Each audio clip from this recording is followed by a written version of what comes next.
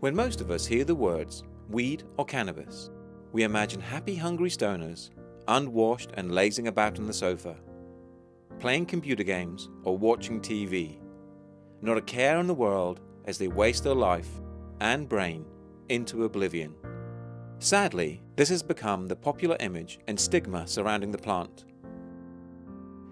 Even though research has shown that cannabis has hundreds of active compounds, is relatively safe to consume, and can treat or even cure thousands of medical ailments, including cancer, cannabis remains illegal or controlled all over the world. The media ply us with stories about the harm cannabis causes and how it induces psychosis and even suicide, but neglect to highlight the full details. To this day, not one person has died from an overdose of cannabis. It has been theorized that it would take over 1,000 pounds of cannabis being consumed within an hour to have a fatal effect. Since this is impossible, we will not be seeing any death certificates with the cause of death marked as cannabis overdose anytime in the future. Cannabis, or its non-psychoactive form hemp, has been used by humans for thousands of years, and until not so long ago was a plant prized amongst all others. So why, in this day and age, does such a useful plant cause such controversy? Why, in the UK and so many other countries around the world, is it illegal? In this documentary, we will delve into the past and discover the evolution of the cannabis plant and the endocannabinoid system that evolved within mammals, eventually becoming perfect partners. We will explain how our ancestors used the plant and how empires were forged with hemp as the main driving force. Most importantly of all, we will look into the medical benefits of cannabis and how one plant has and can again change the world.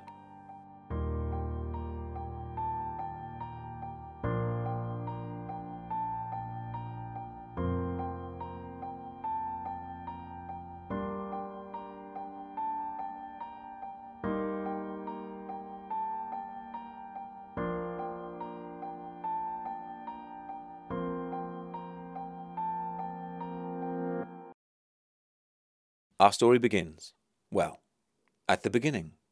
13.7 billion years ago, a phenomenon we now call the Big Bang began. This single event was the genesis of all matter and life in the universe.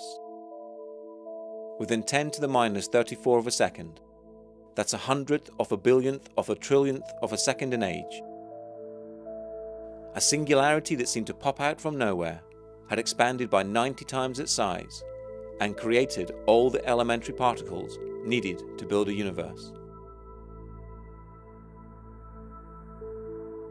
During the first 3 minutes of the universe, the light elements were born in a process known as Big Bang nucleosynthesis.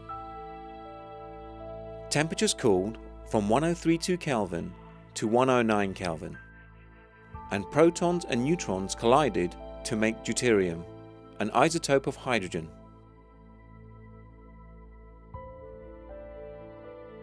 Fast forwarding through 13.2 billion years, and we observe the formation of the stars, and then the galaxies.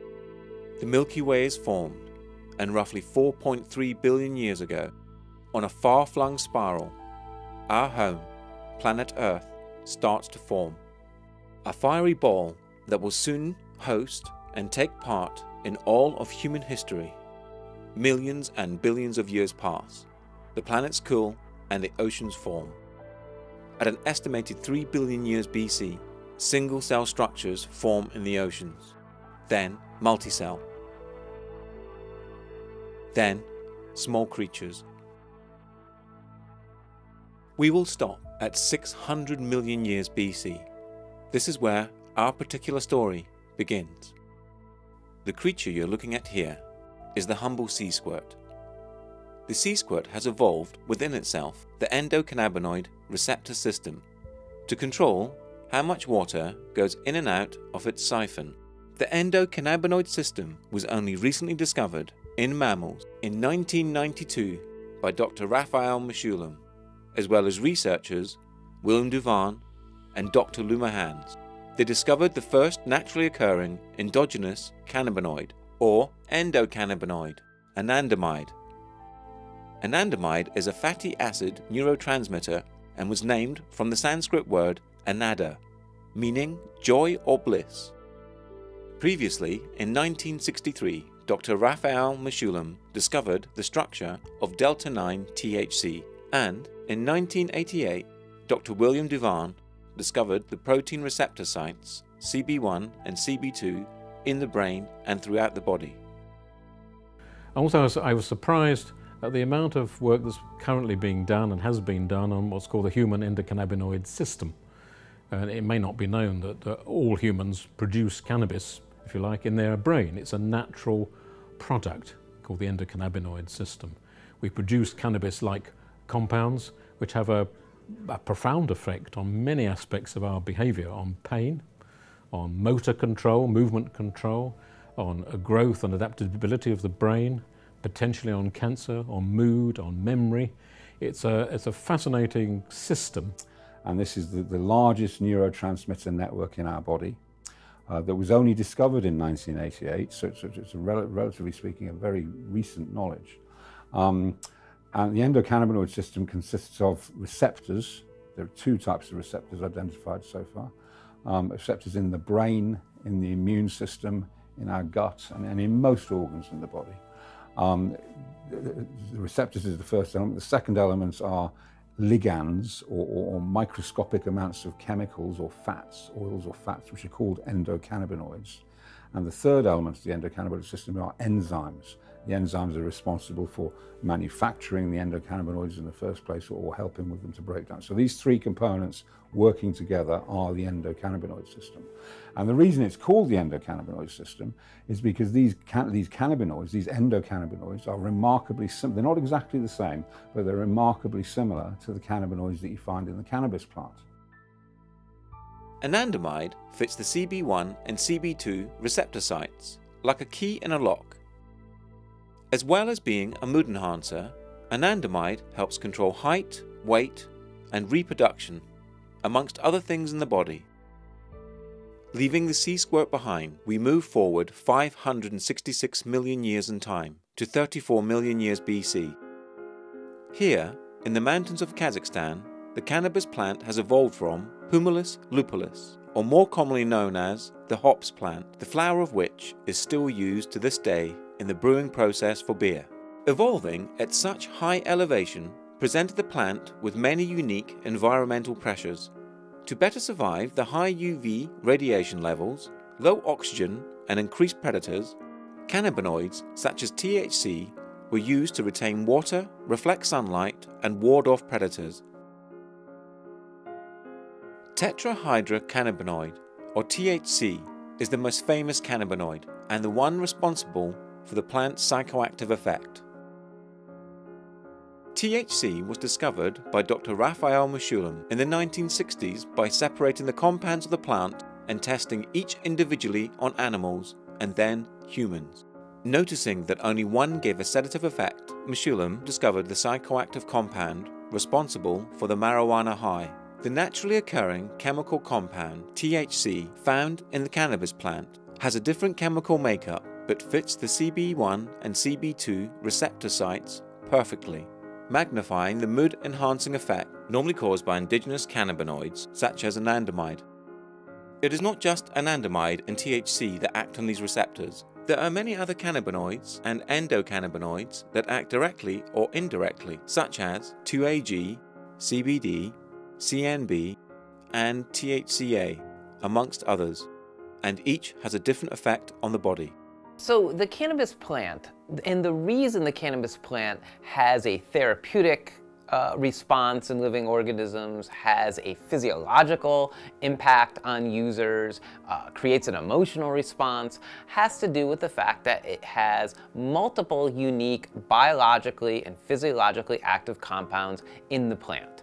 The two most prevalent compounds that we find in the cannabis plant are tetrahydrocannabinol, or THC, and the other being CBD, cannabidiol. Now, they are far from the only active constituents in the marijuana plant, but again, they're the ones that we find most prevalent in the plant. Over the next 34 million years, man will evolve from primates, and nearly 99% of all species that ever existed have been wiped out.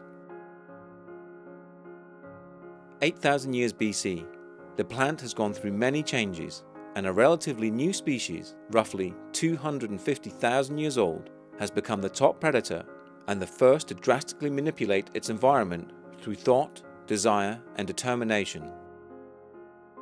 A major leap forward will be the agriculture of crops. This will lead to an explosion in technology, the ability for humans to live in groups larger than 150, and is the basis of modern civilization. For now, we are in an ancient village located in an area of modern-day Taiwan. From this village, archaeologists have found hemp cord used in pottery. Hemp refers to strains of Cannabis sativa that have been bred specifically for its fibers and not for its psychoactive effect. This is the oldest known use for the plant and marks the beginning of human agricultural crops. In 1977, Carl Sagan stated that marijuana may actually have been the world's first agricultural crop, leading to the development of civilization itself. 6000 BC, China. Cannabis is recorded for its seeds and oil used in food. 5000 BC, India. Stems were used for fiber to make cloth, its fruit for food and oil, and its resin for medicine. 2737 BC, Emperor Zhang Yang of China is recorded for prescribing marijuana tea for the treatment of malaria, rheumatism, gout, to help with the sharpening of memory, increased eloquence, and the stimulation of appetite. The plant's popularity as a medicine spreads throughout Asia, the Middle East, and down the eastern coast of Africa. Ancient physicians prescribed marijuana for everything from pain relief to earache to childbirth.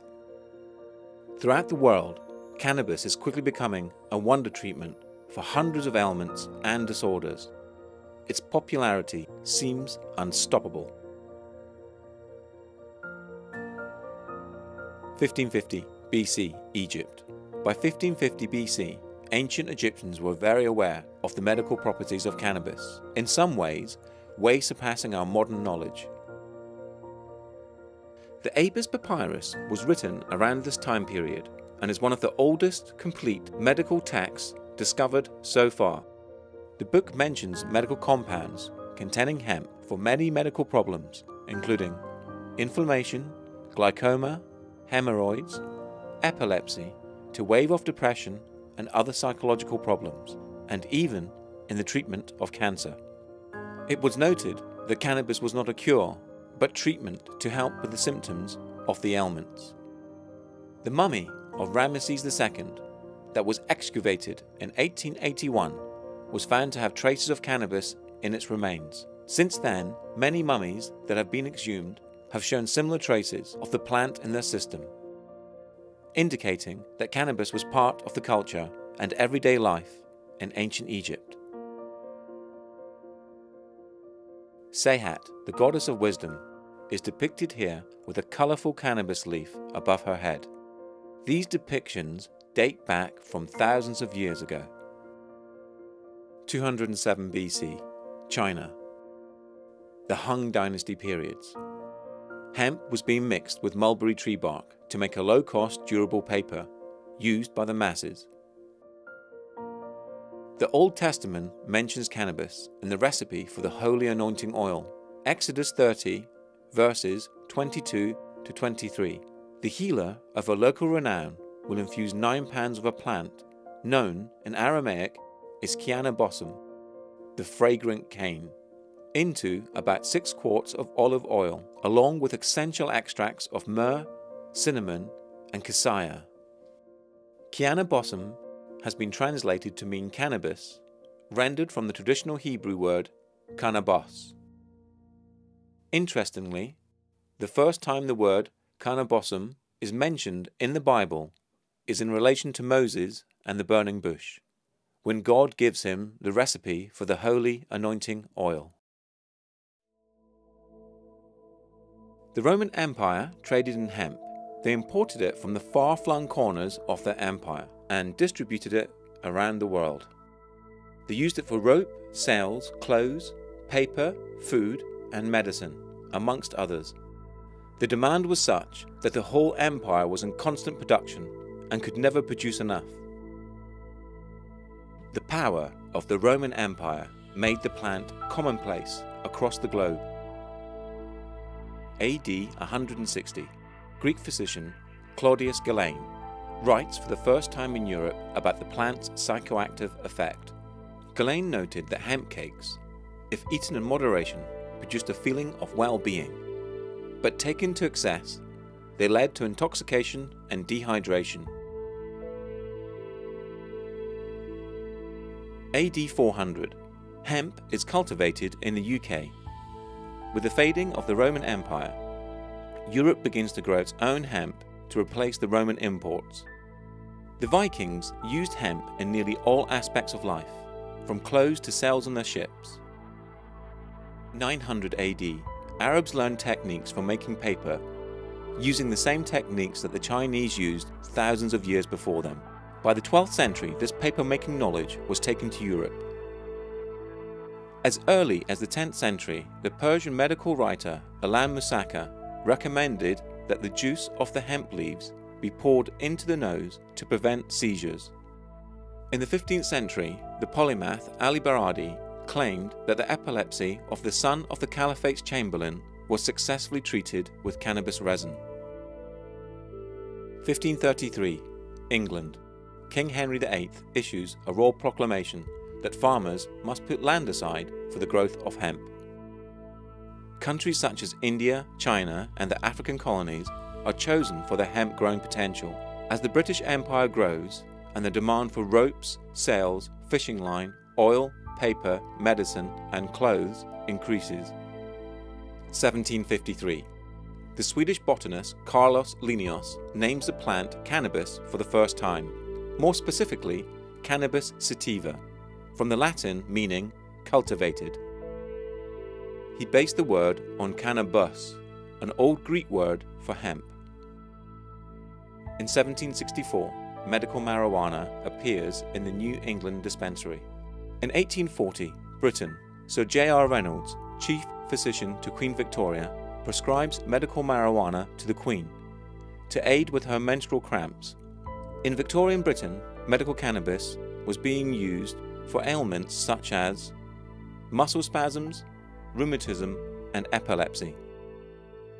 Studies in 1840 by French doctor Jacques Joseph Moreau found that marijuana suppresses headaches, increases appetite, and aided people to sleep.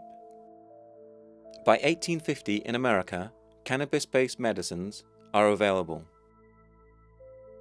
The US Pharmacopedia lists its use for over 100 separate illnesses and diseases, including pain management, as a cold treatment, neuralgia, tetanus, typhus, cholera, rabies, dysentery, alcoholism, opiate addiction, anthrax, leprosy, incontinence, gout, compulsive disorders, tonsillitis, insanity, excessive menstrual bleeding, and uterine bleeding, amongst others. Cannabis, a simple plant classified as a weed, a plant that has an almost symbiotic relationship with humans. We disperse it around the planet and it repays us with medicine, food, oil, and strong natural fibers. A plant that has shaped the modern world like no other before it is about to be systematically made illegal around the Western world.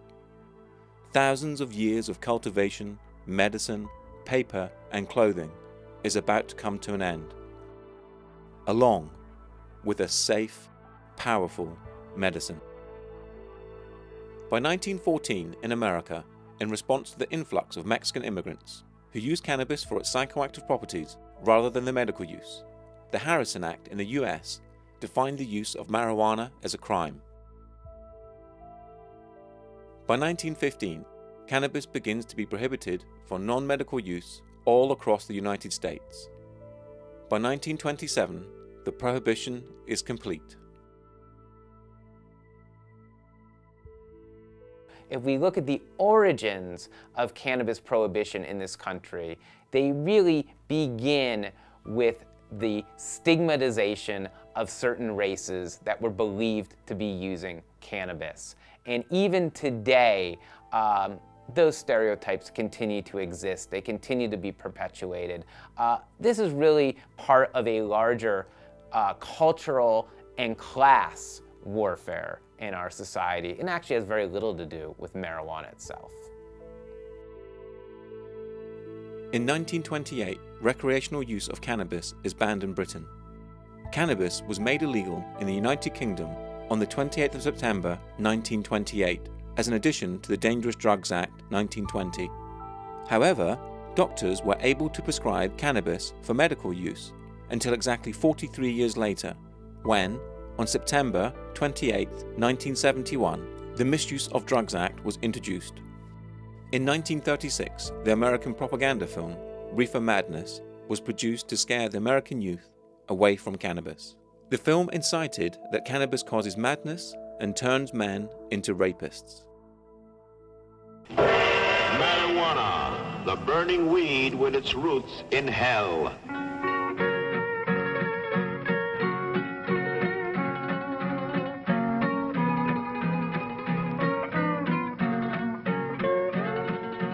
Here's the word of warning to both old and young. Pay heed to me before it is too late. There's a vicious plant that looks so innocent, but its stem comes from the roots of hate. Marijuana, the devil's flower. If you use it, you'll be his slave. Marijuana, it brings you sorrow and may send you to your grave. 1937, US Congress passes the Marijuana Tax Act, which criminalizes the drug. In response, William C. Warwood, testifying on behalf of the AMA, told Congress that, quoting, "The American Medical Association knows of no evidence that marijuana is a dangerous drug, and warned that a prohibition loses sight of the fact that future investigations may show that there are substantial medical uses for cannabis." His comments were ignored by Congress. As part of the testimony for Congress to pass the 1937 Act derived from articles in newspapers owned by William Randolph Hearst, who had a significant final interest in the timber industry that manufactured his newspaper.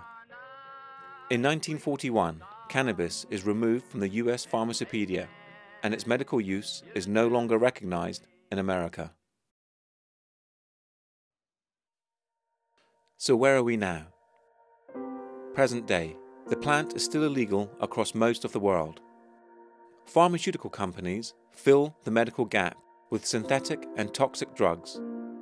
Oil is being pumped from the oceans. Our paper is inferior, and hemp can produce 4 times the yield in a comparable time frame. The worst of these is the removal of a safe medicine. 600 years ago, the Arabs were treating childhood epilepsy successfully with cannabis. Today, in a world of overwhelming technological advancements, our children and adults are placed on a plethora of toxic drugs that have little to no effect, and in most cases are highly addictive.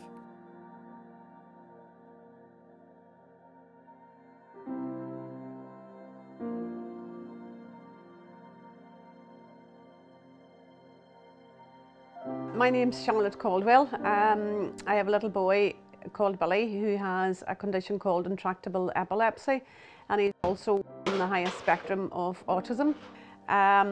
Billy, intractable epilepsy is just that his seizures cannot be controlled by epilepsy medications or by diet. He's also a status epileptic, which means that when Billy goes into a seizure, he can't come back out on his own. Any type of seizure in a child is a very, very dangerous, but in Billy's case, the status epilepticus, Billy's then required a rescue med each time that he went into a status seizure, and he also goes blue and requires oxygen. He also then at that stage had just developed this where he would only take his seizures at night, which again is a real dangerous form. He was taking them in his sleep. I tried to access an evaluation, an urgent medical evaluation here in our own country, but to no avail. Was told it would be 6 to 9 months waiting list. In March 2006, when Billy was sent home to die the first time with his condition epilepsy, I had found at that stage what's called as a paediatric hepatologist in Chicago called Professor Nordley, and he had saved Billy's life. After numerous tests, when we arrived in California and there was numerous tests done on Billy, they discovered a lesion in his left temporal lobe. They looked at the lesion through many different scans. The lesion, the left temporal lobe actually controls your speech and memory, and in Billy's case it would have been most likely, if they were to proceed with surgery, that they would have had to have removed all of his left temporal lobe, which would have meant that Billy would have lost his speech and his memory, hence his ability to walk, pick up his toys, drink from his cup, etc. So after a long discussion with Billy's hepatologist, and we considered the fact that Billy had been through many anti-epileptic medications, we discussed medicinal cannabis, and I said, yes, let's give it a go. What have we got to lose? So Billy started first on CBD. With the doctor's advice, he had to establish whether Billy was a CBD responder or not. We tried a couple of different forms of CBD oils till we eventually found one that was looking like it was working for Billy. It was microdosed, very small doses, slowly over a period of time, and I think probably the first time I actually realised that the CBD was actually working for Billy was when he was still having the same amount of seizures, but the length of the seizure was actually reducing, which was amazing for me. Even to get him to that stage where he had a reduction in the length of his seizures was just absolutely amazing, because that meant that Billy didn't need a rescue med, which was just fantastic for me. Because a lot of the time he suffered quite badly from the side effects of the rescue medication. He then started to, I noticed with him as well, his eye contact getting a lot better, becoming more aware of his surroundings, noticing things more, paying more attention to me, more attention to his books, his toys, jigsaws, etc. It was like his brain was making connections that I had never seen before. And but the really, really great part about it for me as well as Billy's mummy was that I was seeing, it was almost like I was meeting my new son. It was like Billy had lived with me and I had been his mummy for 11 years. But I was starting to see a different Billy. It was like meeting a new son. It was just an amazing feeling. And every week that went past, the seizures then started to reduce in quantity, and he started to improve in all aspects of his physical ability and his mental ability. To finally, we got him where we couldn't go any higher on the CBD, but we had got Billy to 98% seizure free, which was absolutely incredible. We found good evidence, not quite as overwhelming, but good evidence for a variety of other indications. One was epilepsy, and particularly children with various forms of childhood-resistant epilepsy. It can work wonders for them. It can actually stop people having several tens of seizures each day. So that's a remarkable effect in some people, but not in everybody. But more studies need to be done on that indication. Yeah, kids with epilepsy, yeah, I think we probably have about 3-4 kids that parents come in and they buy tinctures, and you know, the doctor told them, hey, start with the low doses, and they come in and buy them, and they literally, you see them like every week, and they're like, it's so much better than giving them like 10 pills a day, and you know, hurting their stomach, and you know, and not only that, just the price itself. The other indication was for Parkinson's disease. Surprisingly, there's been some very good individual examples of cannabis really stopping profound movements in Parkinson's disease, and can be dramatically helpful for some people. But the evidence that it is across the spectrum is still rather lacking. And again, it simply means those studies haven't been done to confirm what helps, what dosage, what type of cannabis, how often you have to take it, what form you have to take it in. It's those studies that are lacking. It clearly helps many people with Parkinson's, but the evidence is still a little bit thin on the ground to sort of formally recommend it. My name is Ian Frizzell. I have early onset Parkinson's disease. I was formally diagnosed in 2011, but I've been suffering symptoms since about 1995. The main symptom that I suffer due to Parkinson's is tremor, which affects all 4 limbs, my neck, my jaw and my tongue. Aside from tremor, I have dystonia in my feet, which causes my toes to curl under my foot, and muscular stiffness and weakness. Those are all motor symptoms. Of the non-motor symptoms, lack of motivation is the worst and most debilitating symptom that I have. There are many other minor symptoms, such as loss of sense of smell, but those are my major symptoms. My life has changed quite dramatically since diagnosis. I had decided to retire from being a computer consultant and do a little property development to keep me busy and to earn a crust. I'd just bought this cottage as a renovation product and had completely gutted it. I then had symptoms that I didn't relate to my tremor, which I'd suffered with mildly for many years. I lacked energy, was falling asleep during the day, had no motivation, and all of these things turned out to be due to my Parkinson's. My symptoms have become more pronounced following some dental work, which led to my diagnosis with PD. These days I do not work, I simply don't have the energy, and I'm constantly battling a lack of motivation, which is one of the non-motor symptoms of Parkinson's. I came to use cannabis through researching natural tremor control on the internet. There were various foods that were said to be high in dopamine, but I tried them and got no benefit. I came across a number of accounts of people with Parkinson's using cannabis to calm tremor. I was getting desperate at this stage, so I asked a friend who I knew used cannabis recreationally if he could get me some to try. I smoked a little and the effects were almost instant. It gave me a 90 to 95% reduction in tremor. As a bonus, it also relieved my dystonia and helped with my speech. I've used it ever since. Yeah, as soon as you vape the cannabis, you do get the hit. So immediately you feel a slight rush. And then sort of 5 or 10 minutes later, the relaxation kicks in. And I just feel the tremor melt away, really. Yes, I've personally seen cannabis working. The most dramatic I've seen is in the context of Parkinson's disease, where people can have, as a side effect of medication or as part of the Parkinson's disease itself, they can have quite profound tremors and sometimes even wild movements of the arms, and you can give cannabis and it can stop those movements. So that's the most dramatic and short-term immediate impact.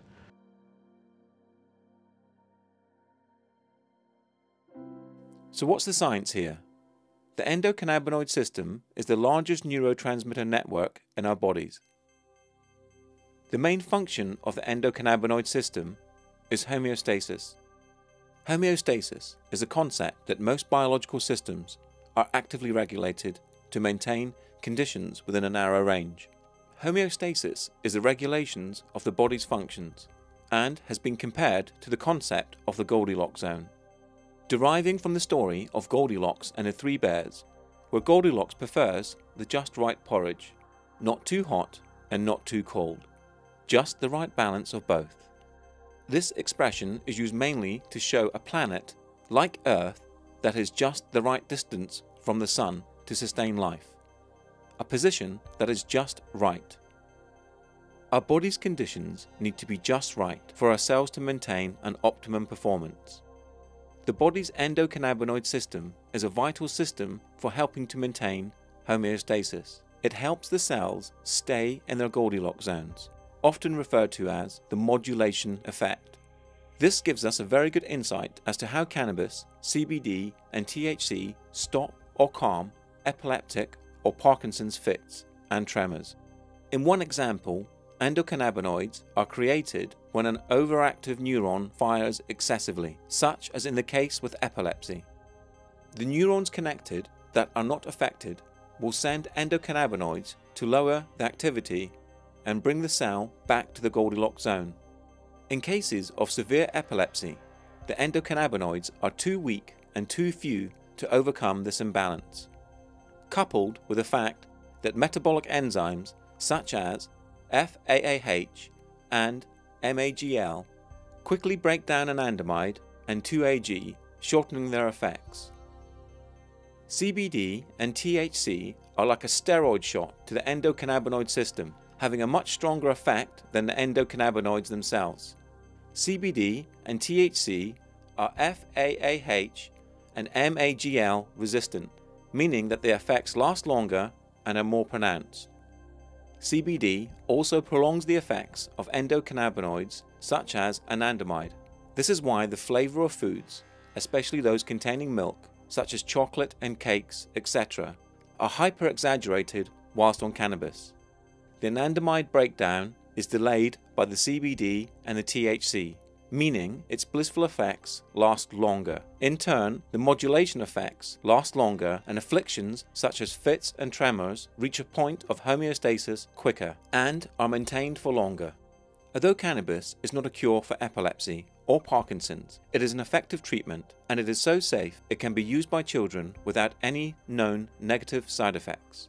The endocannabinoid system is often only activated where and when it is needed. So when CBD is taken, it goes, in a sense, straight to where the problem is located. The cannabis oil, again, it was a very slow process. Has eye contact, Billy would have never ever given you full-on eye contact. In fact, just completely would have avoided you at all costs. He is more interested in his surroundings, more interested in me, looking at me.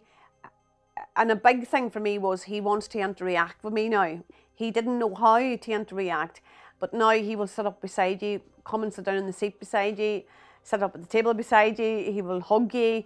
He wants to interact with you. He started this thing as well lately of coming and looking straight into your face and staring into your face, which I find hilarious. I remember the first time he did it, which was absolutely an amazing, the most amazing feeling in the world. And it made me also realise that there was a little boy in there, and he was wanting to come out, and he was going to come out. I just had to keep doing what I was doing with the medicinal cannabis, because it was just making him start to express himself, and it was just such an amazing feeling as a mummy after 11 years not having any of that, and then all of a sudden he wants to do that with me. So it was an amazing positive moment. I think that current legislation in regards to cannabis verges on the criminal. Although there aren't, to my knowledge, any studies which prove the case for medicinal use of cannabis for Parkinson's, and healthcare professionals will tell you that it is unproven, those same healthcare professionals do know, and some have admitted, that it can be useful in some cases. I'm one of those cases. I've asked repeatedly over the last 2 or 3 years to be prescribed cannabis, only to be told they're unable to do so. Yet those same healthcare professionals are quite happy to prescribe powerful drugs with unpleasant known side effects, which they know do not help my symptoms. That's just got to be wrong. When we think about the medical benefits of cannabis, we really need to understand what they are based on. And it turns out that the human body endogenously, our own body, produces identical or virtually identical compounds to what you find in the cannabis plant. And the neurotransmitter system that produces and regulates those compounds is called the endocannabinoid system. It's present in your brain, it's present in your organs, it's present in your skin, it's present in upwards of 90% of your body. And wherever the endocannabinoid system is, its purpose is the same, which is to maintain or restore homeostasis, your body's natural balance. So cannabis is good for just about anything that ails you. And you know, in the beginning, when I started talking about cannabis, we didn't even know about the endocannabinoid system. And people would just say, oh, that hippie is crazy. He thinks cannabis is good for everything, right? Well, it turns out that cannabis is, because what it does is it has this modulating effect where it restores your body's natural balance. The best example of the modulating effect of cannabis that I can give comes out of an Israeli nursing home study where something like 100 elderly nursing home patients were supplied with cannabis. And all of them reported improved sleep, decrease in nightmares, right? But the really interesting thing was that those who were overweight dropped weight and came closer to their ideal body mass index. And those who were underweight gained weight and came closer to their ideal body mass index. This is the modulating effect of cannabis. The endocannabinoid system is the explanation for why cannabis is good for reducing cancer tumors, easing epileptic seizures, quelling depression, alleviating anxiety and insomnia, mitigating chronic pain. There are just an incredibly wide range of medical uses for cannabis. So 20 years from now, my prediction is that the rediscovery and the renaissance of medical cannabis will be looked upon as the most important medical development since the discovery of germ theory.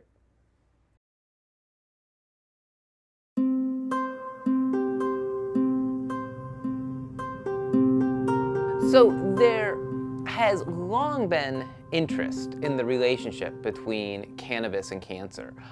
For many decades, it was presumed or it was opined that cannabis might play a role in causing cancer. Cancer of the lungs, cancer of the upper aerodigestive tract, for instance. And what we've seen over time is that the data has never substantiated that fear. What is known today is that the use of cannabis, even long-term, does not seem to be associated with the diagnoses of the sort of tobacco-related cancers that many people expected. And in fact, some of those studies have shown that people that use cannabis are actually less likely to be diagnosed with some of these diseases compared to people who don't use marijuana at all. So that's been a very interesting finding, and it's led some scientists to further look into this question of whether cannabis, or again the constituents in the cannabis plant, might actually play a role in cancer prevention or in mitigating the spread of cancer. Now, we have preliminary data, we have cell studies, we have animal models that show that cannabinoids clearly can kill cancer cells. We know the mechanism of action, and we have seen these results consistently, again, in petri dishes, in animal models.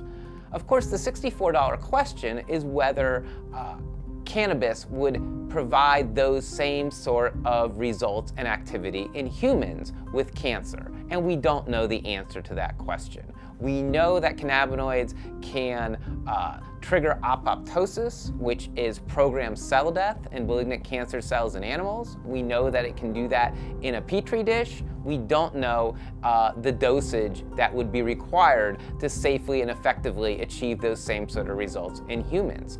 And it's unfortunate we don't know, because absent the long-standing politicization of cannabis, we probably would know the answer to that question today.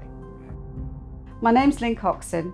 I've got breast cancer. I was diagnosed on the 28th of June this year with a grade 3 aggressive tumour,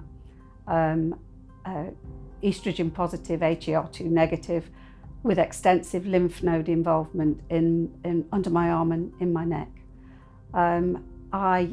I found a lump and went to see my GP, and she said it was a cause for concern and referred me to the breast care unit.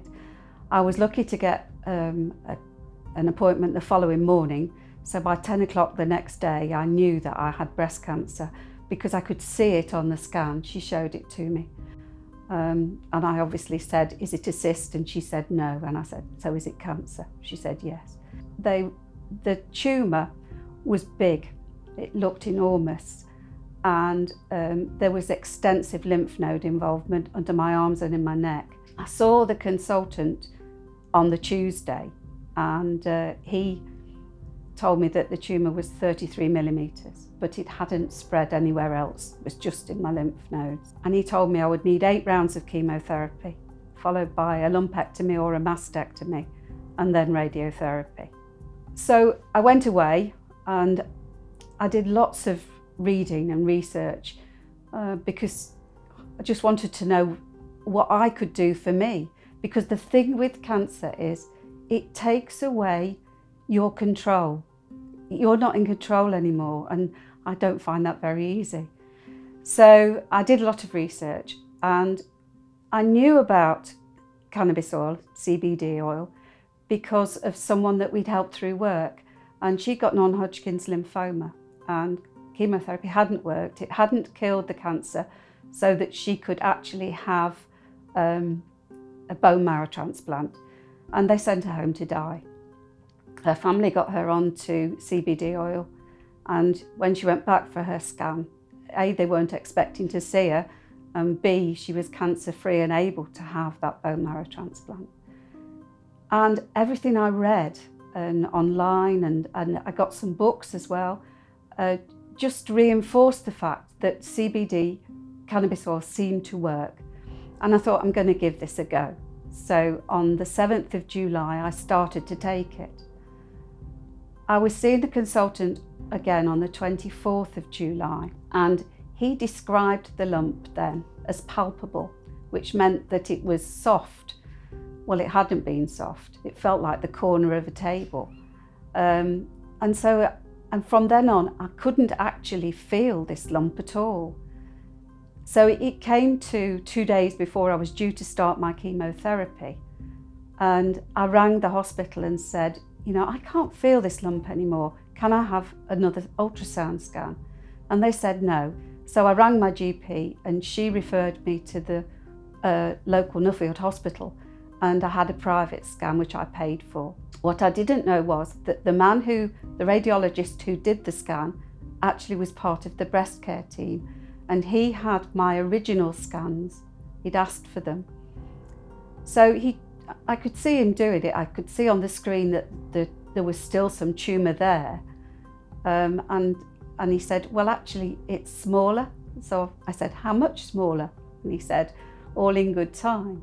Well, when he'd finished, his eyes were like saucers, and he said, it shrunk. Do you mind if I do a mammogram? And I said, no, of course I don't. So he did a mammogram and then took me in the office and showed me. And the original tumour, 33 millimetres, was now 11 millimetres. And the lymph nodes, which had been 25 millimetres, so they were big like grapes, were down to 10.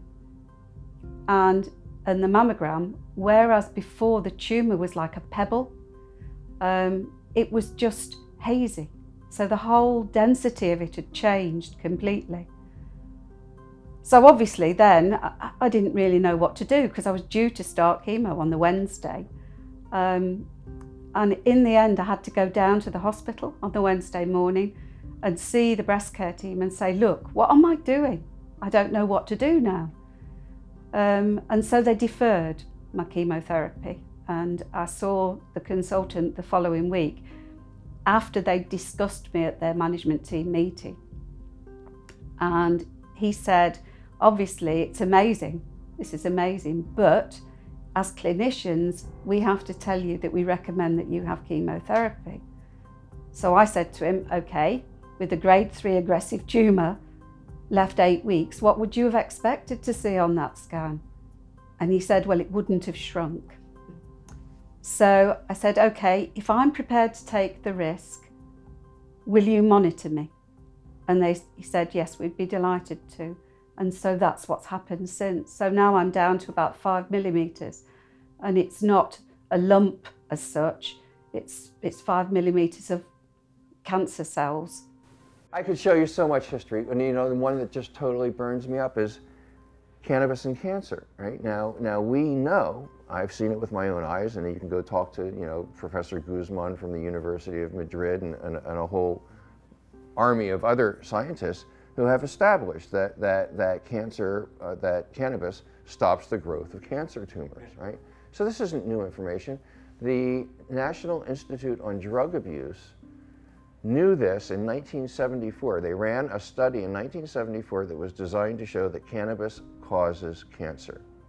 The results came back showing the opposite. Cannabis actually fights cancer. What did they do? They buried the study. Not only did they bury the study, they didn't refer it to anybody, they didn't send it to the National Cancer Institute, they did nothing, right? 3 years later, they did it again. Another study designed to show that cannabis causes cancer. Same exact results, right? Same exact results in both categories, the scientific results and what they did with it. So again, it goes into the dustbin, right? And then several years later, they do a third study, this time on lung cancer, right? And they figure, lung cancer, smoke causes cancer. We've got them this time, right? They hired a doctor named Dr. Donald Tashkin to do the Tashkin study. Tashkin examined the rates of lung cancer amongst cannabis smokers, tobacco smokers, and non-smokers. He found the lowest rate of cancer incidence in cannabis smokers, the second lowest rate in non-smokers of anything, and of course the highest rate in tobacco smokers. And there's a very simple reason for that. Despite the tar and other carcinogenic substances that are in any smoke, the cannabinoids that were in the cannabis smoke were so strong, they fought cancer so effectively that they not only completely outweighed the smoke, right, but pushed it in the other direction of prevention. My name's Jacqueline Ritchie. I suffer from breast cancer. I had the genetic BRCA1, which usually gives you tumours of very rare cancers. So I had triple negative metaplastic cancer, which is a really rare cancer. And on the other breast, I had another cancer, HER2 positive breast cancer. The symptom of the cancer that I had was just a lump on my breast. And then when I went to the doctors and had a mammogram, they discovered a lump on the other breast as well. And because I had bilateral breast cancer, they realised there was a possibility I would have the genetic BRCA gene, so I was tested as well. The treatment I've had is a radical double mastectomy and chemo regime for the 2 different types of cancers. The effects of chemotherapy for me, the first time I had chemotherapy, were terrible. I could hardly breathe, I could hardly move. I walked about everywhere with a plastic bag like this. Before I started chemotherapy, I already had a couple of immune system problems. I had Raynaud's syndrome, which is bad blood circulation in the fingers and toes. And I already had IBS. I was chemical intolerant, so I did have IBS flare-ups. Once chemo started, that was all a lot worse. It exacerbated everything. So constant white feet, constantly freezing.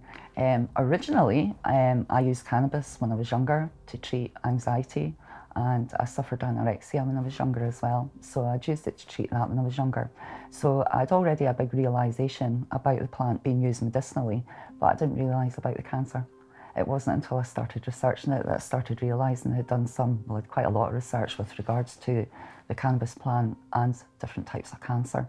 So I started doing all the research on that. I actually managed to get in touch with Rick Simpson. Yeah, I managed to get in touch with him through a Facebook page. So there was a correspondence there, and he just directed me where I needed to go watch the movie, what strains I would need to grow, how it needs to be grown, how to decarboxylate it into the oil that I need, all the equipment that I need to do it. He more or less handed me all the information that I needed. The day that I was diagnosed, I started looking to see if I could actually get some cannabis oil. And I did manage to get small amounts of cannabis oil. And because I'd managed to get small amounts of cannabis oil, I actually put my surgery off. They wanted to do surgery immediately because of the 2 different types of cancer. So I put the surgery off until May. And from February to May, I used oil whenever I could get it. But it was quite sporadic. So I ended up running out of oil and the tumour started growing. Up to that point, I'd actually managed to reduce the tumour quite a bit. and the pain from the tumour had disappeared as well. I wasn't getting pain from the tumour. Because I couldn't procure any more oil, I ended up surgery, radical double mastectomy in May. But from the time that I had the surgery, I already had oil sitting waiting for me at that point, because from more or less just after I was diagnosed, I actually started growing a couple of plants. So I knew if I put things off a bit that I would have my own oil ready by the time I started chemotherapy. So I used my own oil by the time the second chemotherapy treatment had happened. It was my own oil that I had then that I had researched the strain. So I had the surgery on May and chemotherapy started in July. So like I said, from the second chemotherapy for all the rest of the chemotherapy all the way through, I took oil. I took oil. And I have the pathology from my mastectomy and the really rare cancer that I had that was nearly a 5 centimetre tumour. The majority of it was actually necrotic tissue. There was just a few cancer cells in the inside of that. And from the prognosis they gave me from that pathology, they had my rates of recurrence within the next 2 years at nearly 100%. I'm sitting at over 3 years now and I haven't had a recurrence yet as far as I know. Just before my last chemo, I had an appointment with an oncologist. And at that point, the oncologist had said to me that they'd found a skull and a liver lesion. And at that point, I was sitting thinking to myself, chemotherapy obviously hasn't worked and I need to up my oil intake because I need to sort this out. And I said to my oncologist then, I'm just going to do one more chemotherapy and that's my chemotherapy regime finished. I don't want any more allopathic treatment. I'm going to retreat my skull and liver lesion with diet, supplements and oil. And when I finished chemotherapy, I still had a skull and liver lesion. A month later, when I went down to England, after doing my diet and my oil and everything for the full month and being really, really good, I went away down to England to get a full body thermographic scan. And thanks to Rosa, I've got results back from a team of doctors and they said, you're clear. You've got no evidence of disease. There's no skull and liver lesion or anything there. So I was a very, very happy woman then. Very happy woman. I've been maintenance dose on and off ever since then. So yeah, here I am now. Well, so let me strike a little closer to home. Sir John Reynolds, who you may know as the personal physician to Queen Victoria's household, not only prescribed it for the Queen's menstrual cramps, right, but also hailed it as the most effective preventative and remedy for what we now call Alzheimer's disease, for which we have excellent scientific evidence now because cannabis helps prevent the accumulation of plaque in your brain. And there's good hard science on this now. So you can find a similar trail through medical history for literally dozens of ailments. I think the most surprising thing I've learned about cannabis is the immense amount of good it does for people. Working as a medical journalist, I began to become aware of the fact that there was more and more evidence emerging. But it was only when I actually got involved in the campaign that I started to meet people who have some of the most terrible medical conditions, either diseases, often neurodegenerative diseases, things like Parkinson's or MS, but also people who suffer from things like spinal injury, or injuries or deformities or things like stenosis or scoliosis. And you see these people who have intense chronic neuropathic pain, which conventional and very dangerous painkillers, usually opioids, barely touch. And you see how their life is literally completely transformed by the use of cannabis. In the United Kingdom, cannabis is a Class B drug, meaning that a person in possession of cannabis could face up to 5 years in prison and up to 14 years in prison for supplying. This makes it extremely difficult for anyone that wants to use cannabis as a treatment.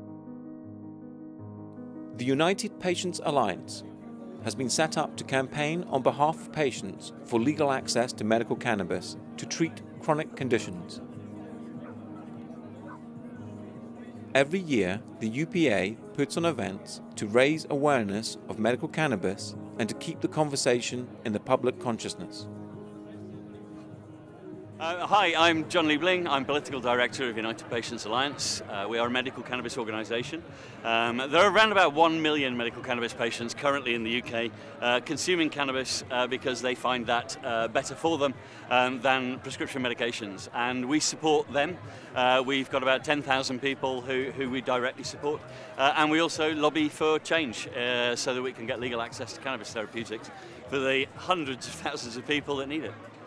Every single one of us at United Patients Alliance is a medical cannabis patient, every single one of us. So I'm someone who's suffered from anxiety and depression for most of my life, and I've managed that adequately with cannabis. I mean, some years ago, unfortunately, I got onto the wrong side of the law for growing my own medicine. And that's kind of how I got involved. And United Patients Alliance formed a couple of years ago, it was 2014, and we're all patients. So our founder, Clark French, he's a multiple sclerosis sufferer.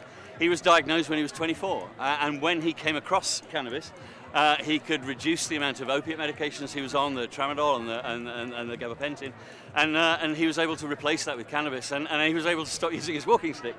He was actually more mobile, and in fact he got so well, he helped create the United Patients Alliance. And so we're here raising awareness. The United Patients Alliance started as just a small group of patients who use cannabis as a medicine, and we wanted to change the law around that because we were fed up of being persecuted and made to feel like criminals for our choice of medicine. What we actually did when we started trying to lobby and change the law, by accident, we grew up this really lovely community of people who are already using cannabis as a medicine in the UK. So now what we have is a really good online community where patients who are just starting out in their cannabis journey, they can come and learn from other patients about what strains work best for certain things, oil making methods, and all the sort of things that go along with that. And it's a really good, reliable source of information because it's patients learning from other patients. And we're creating a best practice within our community so that when the law changes, we will have the knowledge there ready to enact and help as many people as we can.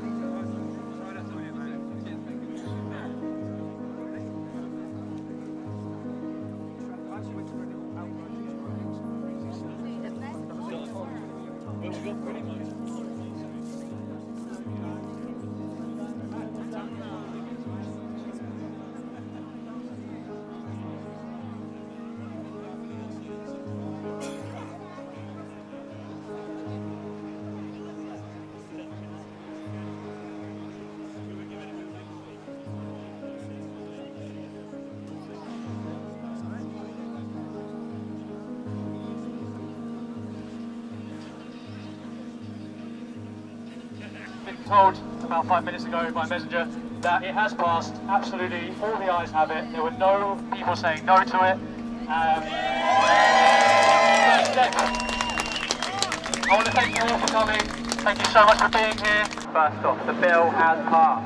Yeah! We must now use this to lobby our politicians. You must speak to your MP today.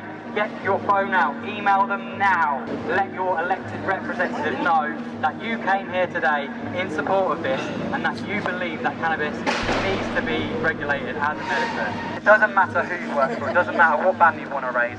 What matters is that we're all here on the same page fighting for cannabis as medicine. Yeah.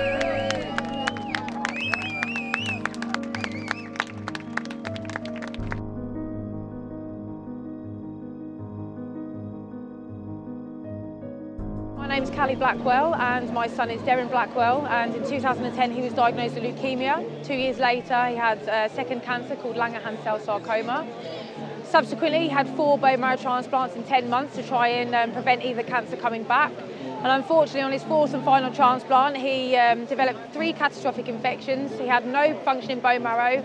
And they told us that nobody'd ever engrafted after 50 days. And we got to day 46, there was nothing there at all. So we were sent to hospice and my son was given approximately 3 days to a week to live. Darren started to get very anxious because he was facing his death, planned his funeral, planned everything about it.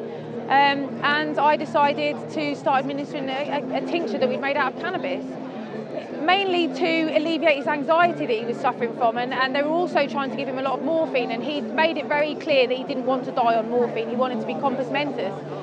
So we started giving a cannabis tincture, and 5 days later his bone marrow kicked in at day 75 and he officially engrafted at day 104. They called him a miracle because they had never seen him before. He was on no other medications other than what I was giving him, which I had to keep secret because back then, I was scared of social services and losing my children, and now losing the one thing that, was helping Darren. I had this published in April of this year, and it's a full, complete story of the whole journey. It's not just about cannabis, though. Cannabis is, a tiny, tiny part at the end. I wrote it, hopefully, because I want to give people hope. I want to give people the chance to understand that there are other opportunities, there are other options. We don't have to just go with what they tell us. There are other ways, and Darren is proof of that, living proof of that, as are hundreds of people here today.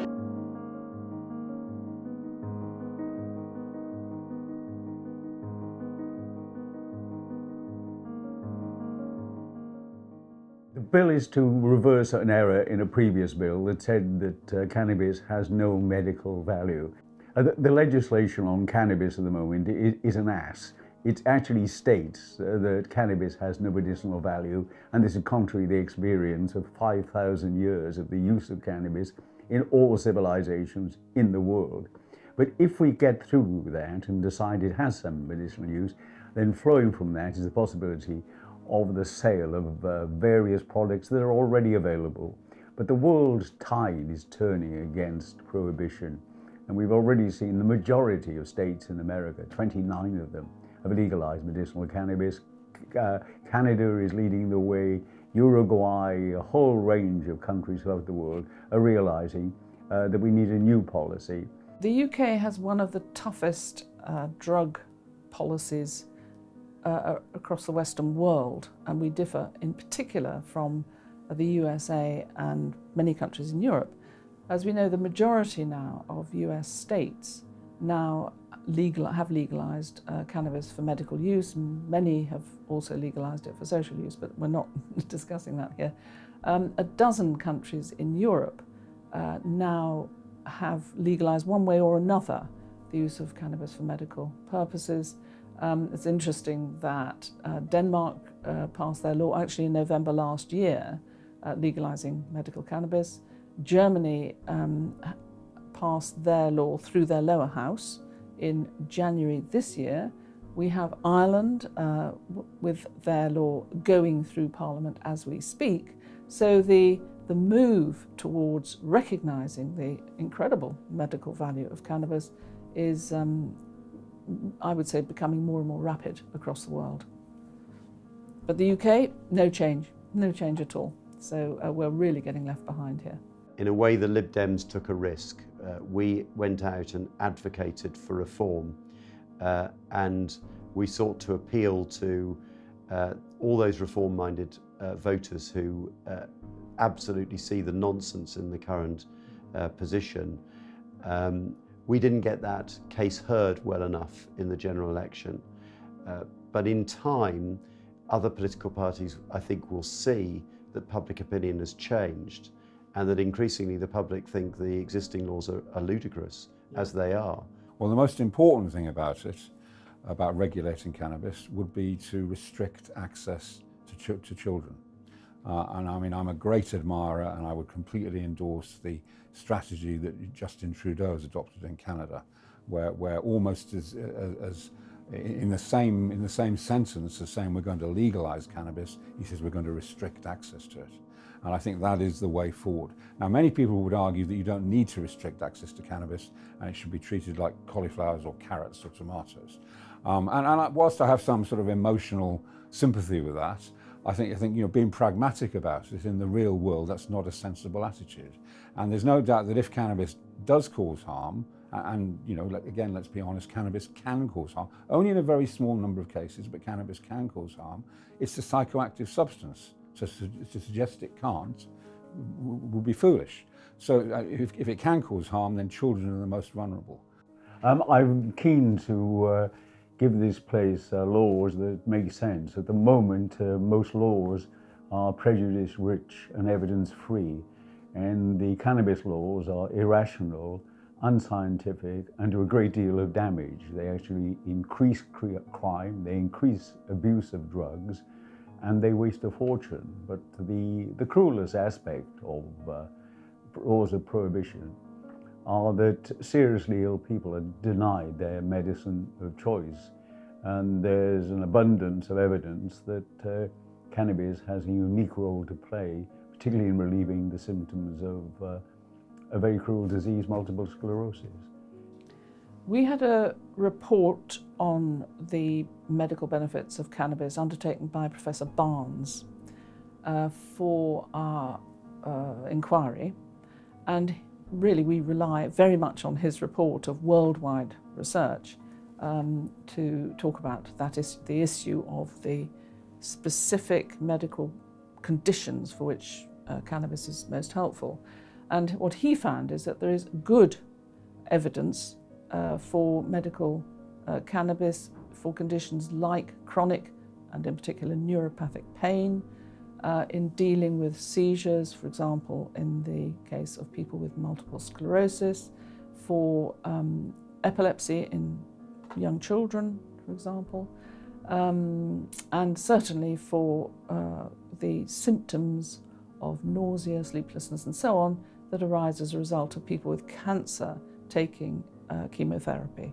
So there are those conditions anyway for which the evidence, according to Professor Barnes, is good. There are a number of other conditions where there is some evidence that cannabis can be helpful. It's truly remarkable, actually, the extent to which cannabis can help people with very, very different kinds of conditions. Yes, I've been involved with End Our Pain since the early days.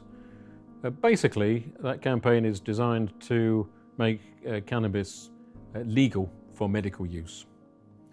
Without getting too technical, at the moment it's a Schedule I drug in the Misuse of Drugs Act.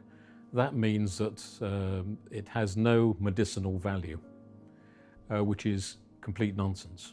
There's overwhelming evidence that it does have medicinal value. Many countries around the world, over half of the American states, have now recognized its use and made it legal.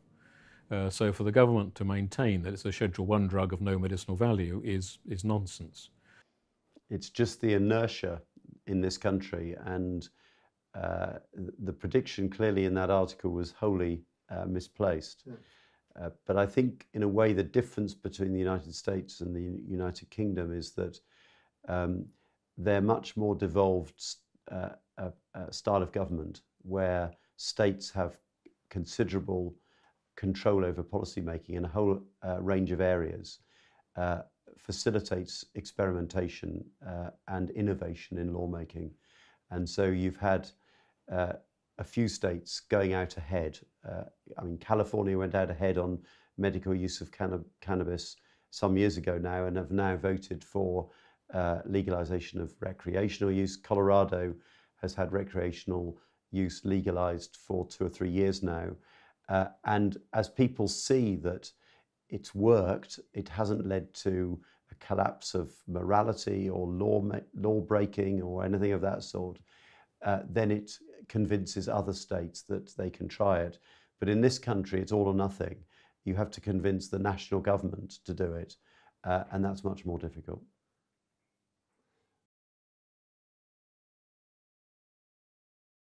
In the US, cannabis is legal in 9 states for medical and recreational use. 30 states in all have passed laws allowing some degree of medical use of marijuana. California has a long history of fighting for legalization since the 1960s and gained huge ground in the early 90s with Proposition 215. Proposition 215 was conceived by San Francisco marijuana activist Dennis Perone in memory of his partner Jonathan West, who had used medical marijuana to treat the symptoms of AIDS. In 1991, Perone organized Proposition P, the San Francisco Medical Marijuana Initiative, which passed with 79% of the vote. Proposition P did not have the force of law, but was simply a resolution declaring the city's support for medical marijuana. Proposition 215 was enacted into law on November 5, 1996. by means of the initiative process and passed with 55.6% of the vote in favour. Since that time, the medical cannabis industry in California has had its ups and downs, but is now a thriving industry, adding billions to the state's economy. With the passing of Proposition 64 in November 2016, legalizing the sale of recreational cannabis for adults, estimates based on their current illegal market could mean that California could see a rise in over $5.7 billion in revenue from the legalization of recreational cannabis. The ArcView Group issues a report every year on the international cannabis market. And we know that in the United States, cannabis, legal cannabis, is the fastest growing industry in the entire country. My name is Joshua. I'm a manager here at Kush LA Collective. We are a medical dispensary in California, and we are here to provide great medicine for great patients. I'm a bud tender, or I'd be considered the manager here. It's like a bartender mixed out with some bud in it. When I first started doing this, actually, I remember walking up to my mom when I was 18 and telling her, "Hey mom, look, I'm a doctor." You know, I was like, I'm a pharmacist now. I was like, I prescribe medicine to people all day long. In the sense, it definitely is a medication. The way I look at it is herbal medicines. You know, there's people that do straight herbal medicines that are considered, you know, voodoo doctors, witchcraft doctors, whatever they want to be called, and all this other alternative medicine, like, you know, but they're still considered technically a doctor because it's the herbal medicine. It's the same thing. Cannabis is just an herbal medicine. So I definitely feel and relate that idea of us being doctors, us being pharmacists, because that's what we do. We treat people. It's like a bartender. You know, they say they have a bachelor's in psychiatry, right? That's how I feel sometimes when I'm here. You know, my patients come in, bad day, good day, they come in and talk to me, they tell me their problems, they tell me they're stressing about, and I recommend weed that I feel would be best for them. You know, sometimes people are having really bad days and they don't feel like talking as much, so they want something to mellow them out. Other times, some people are feeling really bad or upset that they just want to have something to make them have an uplifting feel. So you get something more of like a citrus or something that has a more upbringing feel to it. Originally, when it first came out, when it was medically, walk into a doctor's office, and you'd go into the office and you'd first talk to one of the receptionists, would probably be a very attractive woman, depending on how it is, because, you know, in California, there's a lot of backward doctors that, you know, just give out Rex like nothing, you know, like, oh, you're sleepy? Here, get some cannabis. But then there are doctors that actually ask you more, you know, thorough questions, that actually ask you, you know, what are your pains and your insomnias and stuff like that, to see if cannabis is best for you. And so it really just depends on where that person goes to get their doctor recommendation, which is really determined on the process. The change in culture, you can see it's a lot less black market. It's a lot more open. See a lot more cops, obviously, just being more compliant with it. You know, just more in the sense of kind of just being accepting of it. It's a whole culture of, like, you see even the older generation that used to call all of us drug users and drug abusers. You're even seeing them start seeing it, hearing about it. And, you know, it's very big with the Hispanic culture that, like, that's something that would be looked down upon and be frowned upon. I heard also testimonies are just like, honestly, it's just about the naturalness of it. Like, weed is very natural, but it's also, if you feel sick sometimes, you feel crappy and sluggish, you need to eat better. You know, you need to put better things in your body. You know, weed is a better alternative to any kind of medicine you could be taking, because pill forms and all this other stuff that they add, and all these, you know, gels and powders and stuff that break down in your body, like, what's all that extra, you know, compared to just burning a leaf. My name is Kenrick Mejia, aka Polly Rob, and I am a producer and engineer and co-owner of Local Astronauts. Local Astronauts is it's a company which consists of a collective of creatives that's coming together for, you know, culture rebranding, music production, video production, and we're really about advancing the culture as we see it and where we want to see it within the next, you know, couple of years. At 34 years old, you know, being I consider the business prime of my time, you know, before, I never used to smoke weed at all. During my 20s, early 20s, mid 20s, I never used to smoke weed. In my brain, it was always a point of trying to just stay abrupt and be just the first person moving. And I felt that weed was the exact opposite of what I was trying to accomplish. You know, all of my friends, they smoke weed, which all due respect is great, not a problem. It was just for me, I didn't want to feel sluggish. I didn't want to feel like I was the person that would just forget things, or, you know, just kind of the cliche ideas of what you thought marijuana, you know, would do to you. And this is only just my natural ignorance of not knowing about marijuana. So, you know, fast forward, you know, to about a couple of years ago, you know, I'm getting off the plane after 18 hours of, you know, doing a session in Ohio. I get off the plane and I come back to my studio in Los Angeles. Another set of clients calls me about 3 in the morning, this is like my peak hours to either keep working or finish the day off, like completely finish the day. So they called me and they said, hey man, we're in town. We got off the plane early, we're in town. So they pull up to my studio and, you know, we proceed to play music, you know, talk a little bit about business or whatnot. And we're enjoying each other's company, of course, till about 5, 6 in the morning. So when they leave, they say, okay, we're going back to the hotel. We're gonna, you know, settle in, get some sleep, wake up, and let's continue to discuss whatever it is we need to do. So fine. So they gone. I proceed to lay down because now I'm in the studio. I'm not gonna travel home. I'm just not traveling home. So I sleep in the studio and I lay on my couch.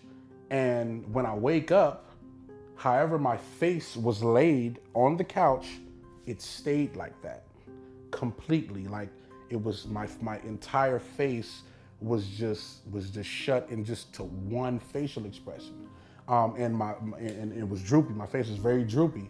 So I'm trying to wash my face with water, trying to figure this thing out, and it just wouldn't go. So I had to postpone the meeting. You know, went to the doctor, and the doctor told me I had Bell's palsy.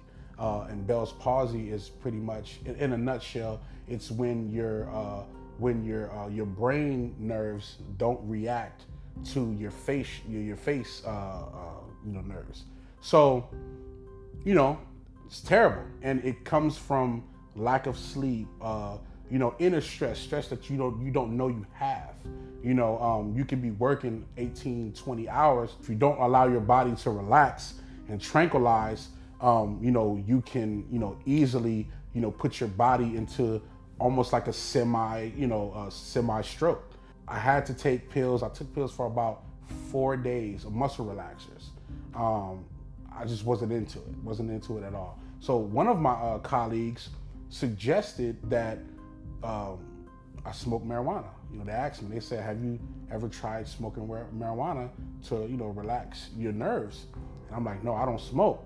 And they're like, you should definitely try it. Like, this is something that can eventually turn into a major stroke if you don't treat it properly. I thought about it for a minute, then, you know, other options of cannabis lotions, taking edibles, some things like that. So I started to smoke, you know, smoke marijuana, and like literally immediately after, my face would twitch a little bit, and then it would formulate itself for me to be able to speak a lot better. And like even now, like you can still see bits of my face that are still working itself out. And it works a wonder. It really puts my face back into normal, along with, of course, proper eating and you know, facial exercises. It allows me to kind of get everything back into motion. And I just had a newfound respect for what marijuana does. I have a totally newfound respect. And then, you know, after doing a lot more homework, you know, social media is just open. So after doing a lot more homework, I started to figure out that it's just so many health benefits for cannabis, you know, and I'm definitely appreciative of being able to have the opportunity to even get myself back to normal. You know, the average person, if they're not on medication, and they have a Bell's palsy or a cerebral palsy or mini strokes or different diseases or symptoms, like some of them are so far gone they don't have the ability to get back. It's just like their body is at that point where it's a breaking point. So I was lucky to be able to have the privilege of even having an opportunity to get back, and it's changed the whole way I kind of look at how I enjoy and endure life as well. You know what I mean? So it's a beautiful thing for me now.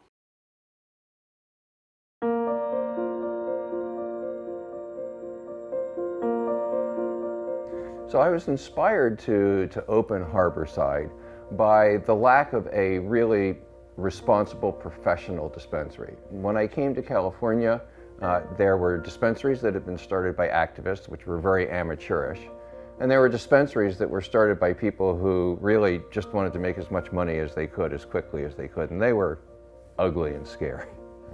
So I wanted to create a gold standard for cannabis retailing to show that when this activity is done with intelligence and integrity, that it can bring benefits to communities instead of harms.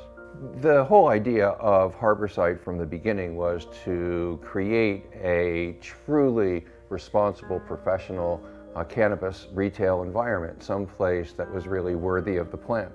And so we set out from the beginning to sort of create a temple to cannabis. Harborside started as a family business. As we've grown, it's become bigger than my family could manage, and we are now growing into a real company, a real corporation. But we always work hard to maintain the same sense of caring about each other and for each other that you would see in a family that we've always had here at Harborside. We don't want to just create a new business or even a new industry. We want to create a new kind of business, a new kind of industry that smashes the old models and is really committed to building the kind of world we all want to live in, a world that has sustainable practices in it, a world that reflects the diversity of human beings, a world that's fair to everybody and takes care of everybody. And so we try to do that here and model that world we want to live in. The 4-year experiment in Colorado. Cannabis was first decriminalized in Colorado in 1975. Though it was still illegal, it was not a criminal offense, meaning that you could not go to prison for possession. Only a civil fine could be imposed. In 2000, the 20th Amendment to the state's constitution made cannabis legal for medical purposes. Anyone with a doctor's prescription could now access cannabis as a medicine. In 2014, Colorado legalized recreational cannabis in the 64th Amendment to its constitution. Since that time, adults over 21 can legally smoke or ingest cannabis on private premises. Also, people can grow up to 6 plants and travel in-state with up to 1 ounce. The Colorado Department of Revenue showed that recreational and medical cannabis sales reached $1.3 billion in 2016. 8 out of the 12 months in that year reached over $100 million in revenue, which yielded nearly $200 million in tax. 2017 saw a rise to around $1.8 billion in revenue. As the rest of the United States is seeing a rise in crime, Colorado is seeing a decrease in serious crimes such as homicide and robbery since legalization. Cannabis use in 12 to 17-year-olds has decreased significantly, but adult use, especially those over 50, have skyrocketed. Drug-related deaths have decreased due to the decline in opioid use and other hard drugs. In 2017, 3 years after legalizing cannabis, Colorado had the lowest unemployment rate in the country at 2.3%, the lowest since 2001. In 2015 alone, the state's cannabis industry created 18,000 new full-time jobs. Cannabis turns out to be a stronger economic driver than 90% of the industries active in Colorado. My name is Pepe Breton, and I'm the owner, CEO of Euflora, which is a chain of retail stores in Denver, Colorado. At the beginning, I was in corporate America, and I was kind of tired, and I always wanted to do my own business. And at the time, I was searching for, what I could do business-wise that I can be my own boss. And at the time, this whole medical marijuana movement was going like crazy. And I said, hey, if drug dealers can do it that are not so smart, I'm sure I can figure out how to do it. So at the time, I partnered up with a friend of mine that grew tomatoes, and the one thing I knew is that if you can grow tomatoes, you can grow anything. So I partnered up with my friend, and I was like, dude, you know how to grow tomatoes. Let's start growing marijuana for medicinal purposes.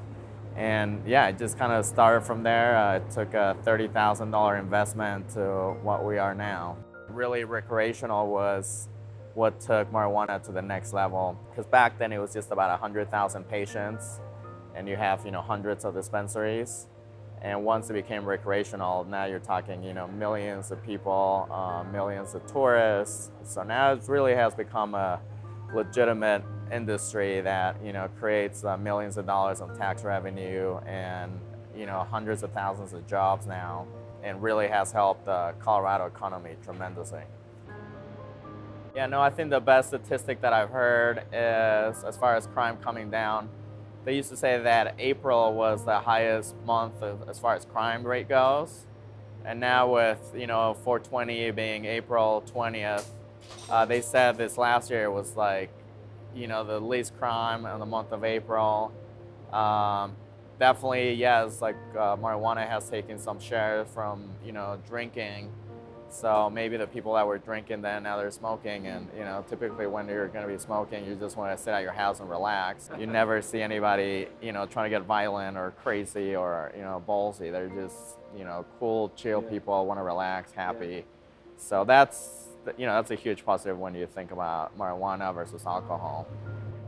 So yeah, definitely marijuana has definitely changed. I'll say maybe not the world now, but definitely has changed Colorado. There's no way that without marijuana, Colorado will be where it is, which, we're one of the top states as far as growth and real estate. And I mean, we see thousands of people moving every month from different states, and probably have about 100 employees. Out of those 100 employees, 78% of them, they come from different states, and they come because of this industry.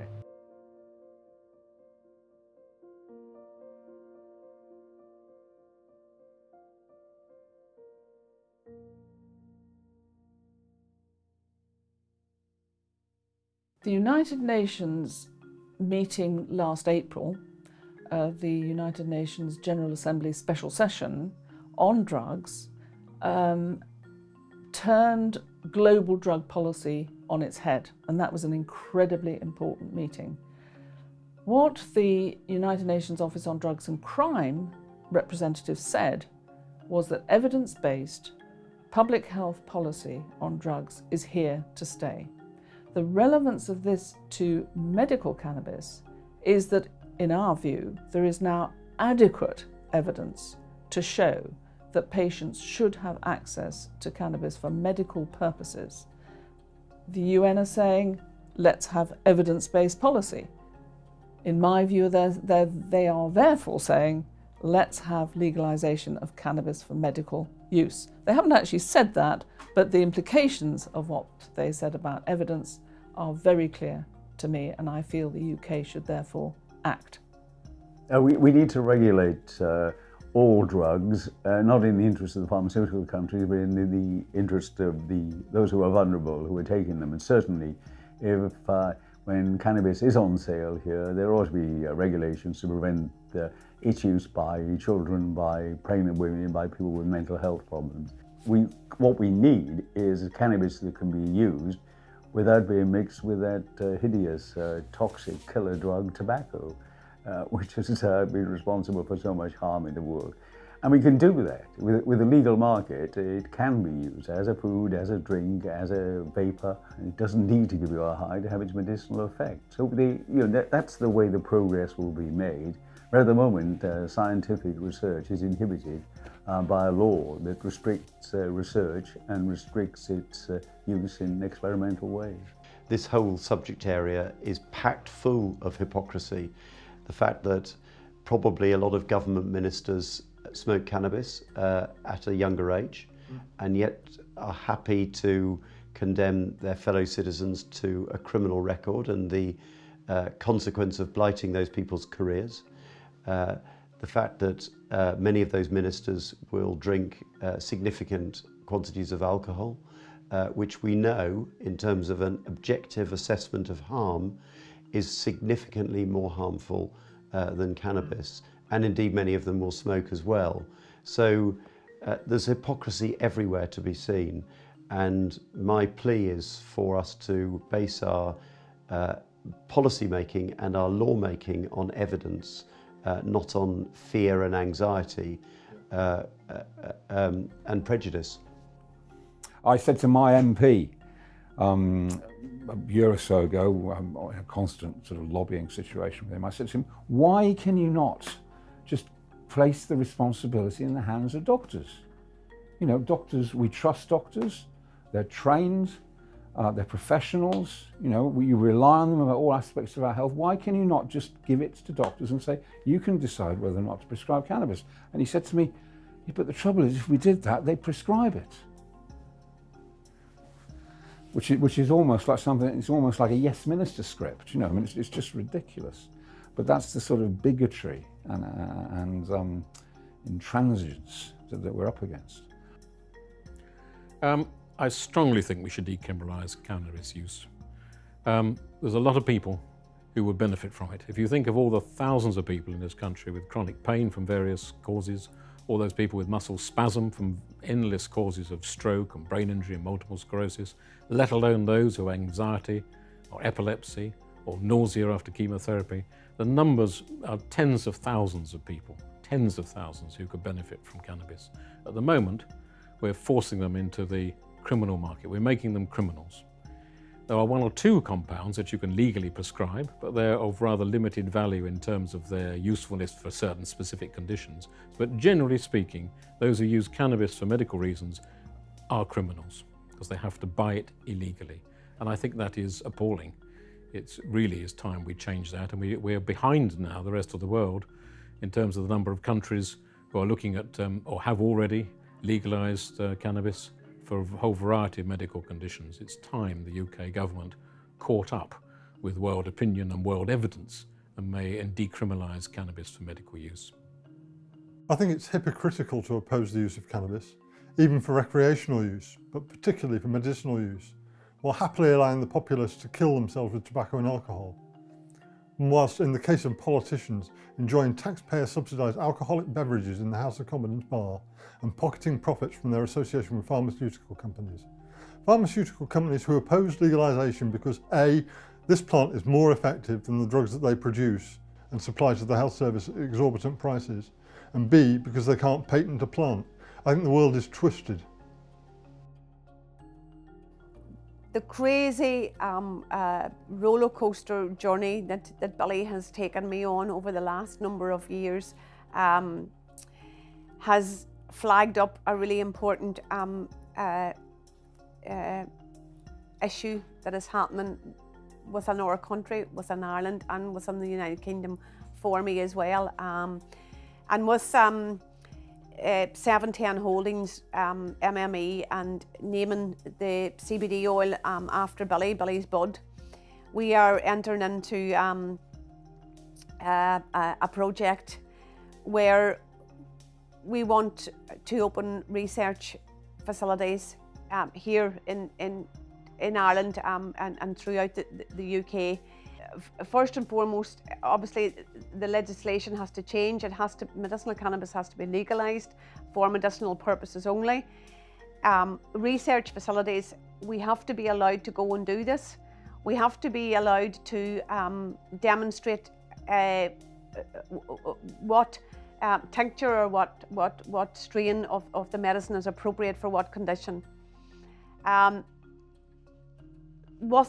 Being allowed to do all that within the UK and Ireland, we should be able to move on then and pump money into the economy, pump money into our hospitals and into education and create more jobs.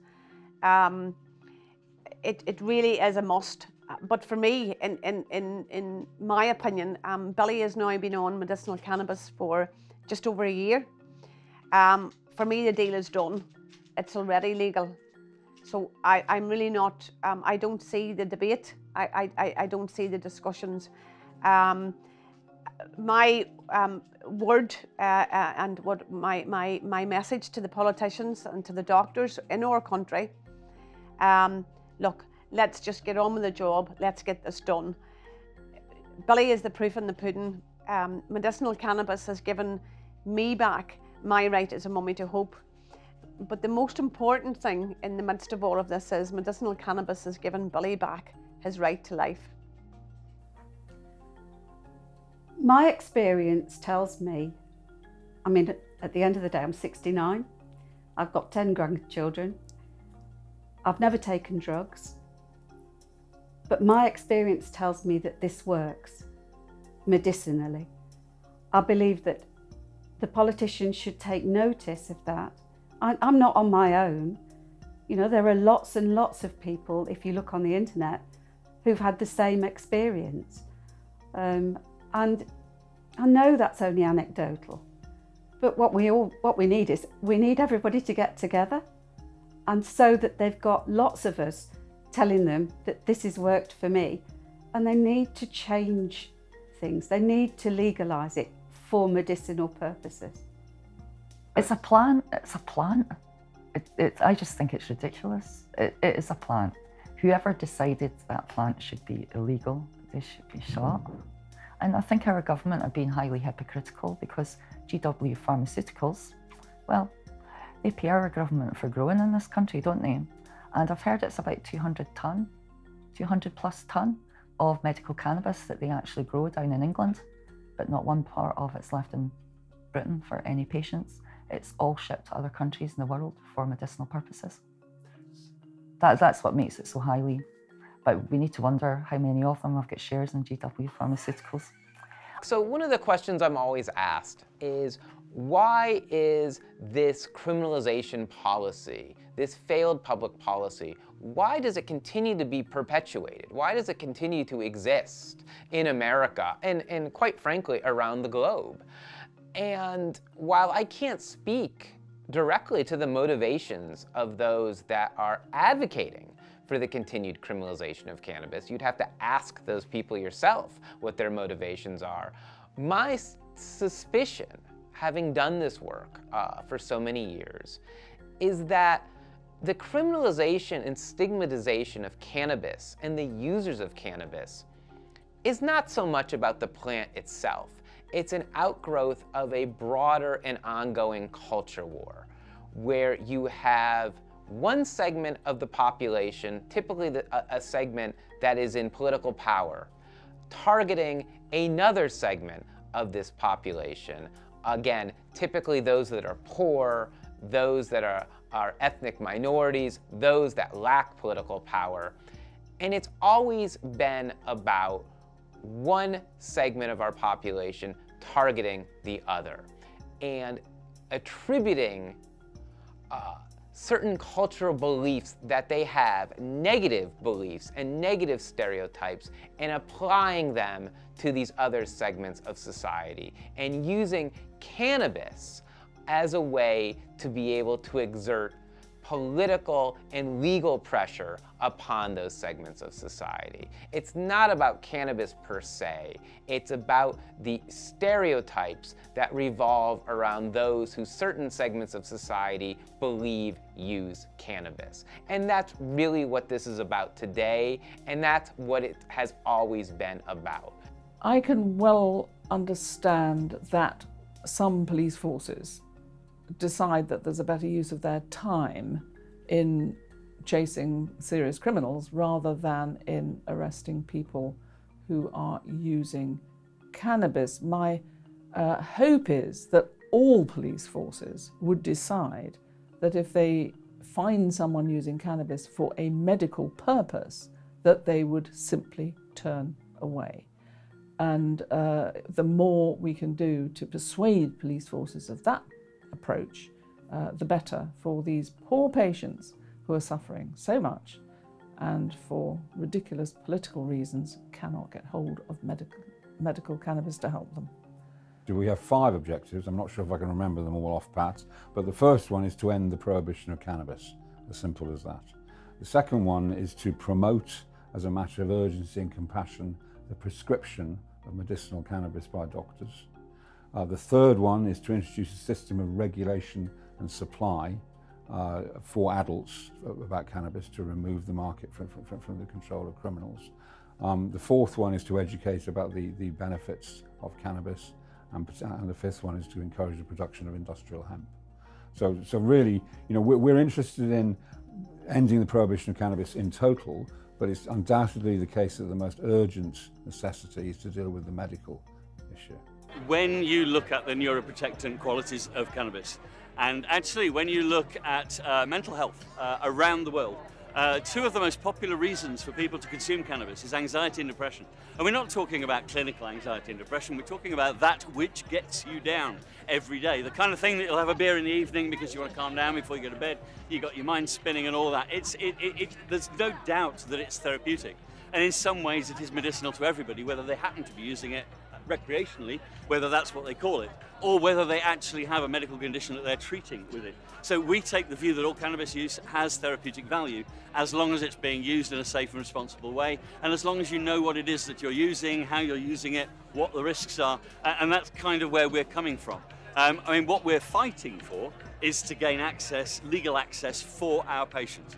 I mean, our personal belief is that a medical reason to access this medicine is of primary concern, and that's why we're fighting for it specifically. This cannabis movement, right, it's a global movement.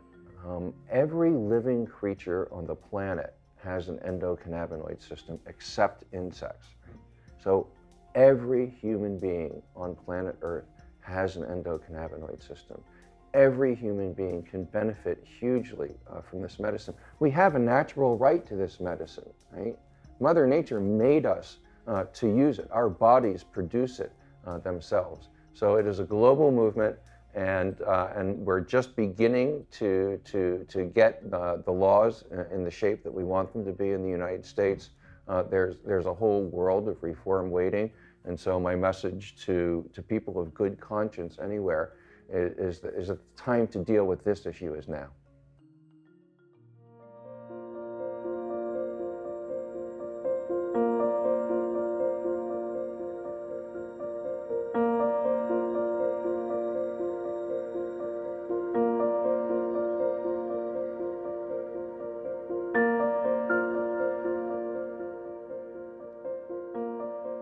Well, the amazing things happened. I'm actually in remission. So here I am, no treatment of any sort, no chemo, no op, no radiotherapy, just CBD oil, and I'm in complete remission. Lymph nodes are all back to normal. I feel great. I'm the only person I know who hasn't had a cold, and I'm convinced that that's the oil that just balances my body and makes me feel well. To date, Billy is the only person within the United Kingdom and Ireland to have a prescription on medicinal cannabis. Billy's neurologist in our main hospital in Belfast, they agreed to support Billy and write his prescription.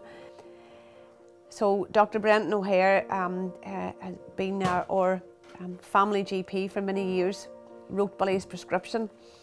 And 710 Holdings MME, who were supplying Billy his medicine, now supply it through Billy's prescription via the NHS.